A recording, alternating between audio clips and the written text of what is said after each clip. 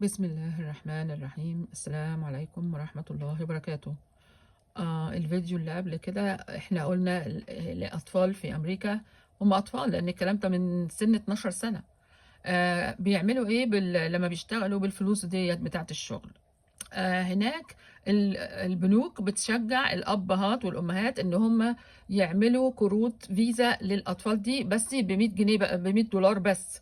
مثلا يعني لو الابن صرف أكتر من هذا بياخد غرامة 30 دولار، بيدفع غرامة 30 دولار.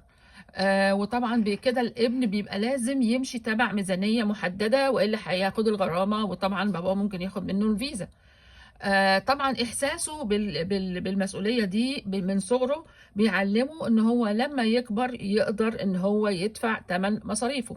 وخصوصا كمسلمين احنا بنعودهم ان هم ما يتعاملوش بالربا.